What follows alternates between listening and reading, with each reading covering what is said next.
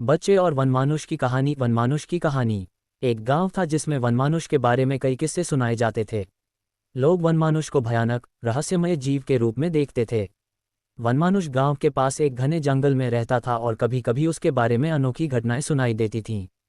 एक दिन गांव के एक व्यक्ति ने वनमानुष को देखा और उसे पकड़ने का प्रयास किया, परंतु वनमानुष चतुराई से उससे बच गया और जंगल में घुस गया। इसके बाद वनमानुष की चर्चा और भयभीतता गांव के सभी लोगों में और बढ़ गई। एक दिन एक बच्चा गांव के पास खेलते हुए गांव से दूर जंगल में चला गया। उसी समय एक भेड़िए ने बच्चे को देख लिया और उस पर हमला कर दिया। उस समय वनमानुष भी वही था। वनमानुष को बच्चे के रोने की आवाज़ आई। वह बच्चे के रोने की आवाज़ के पास गया और वनमानुष ने जब ये देखा कि भेड़िए ने बच्चे पर हमला कर दिया तो वनमानुष ने एक मोटी लकड़ी उठाई और भेड़िए पर हमला बोल दिया। वनमानुष के हमले से भेड़िया डर गया और बच्चे को छोड़कर भाग गया। बच्चा वनमानुष को देखकर बहुत खुश हुआ और उसे अपना मित्र बना लिया। वह रोज उसके साथ खेलता और मिलता था। वनमानुष के दिल में उस बच्चे के प्रति एक अलग ही स्नेह और दया आ गई।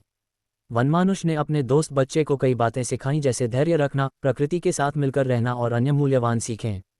बच्चा भी अपने वनमानुष मित्र की सभी बातों का ध्यान रखता और उसकी सीखों का पालन करता था।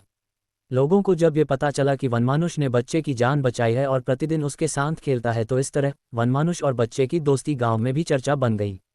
लोगों ने विचार किया कि वनमानुष भी एक आदिवासी मनुष्य की तरह है जिसका दिल भी दयालुता और प्रेम से भरा होता है। वे अब उसे भयानक नहीं बल्कि प्रेमपूर्वक देखते थे। वनमानुष कहानी संवेदनशीलता, प्रकृति के साथ संबंध और सजगता के महत्व को दर्शाती है।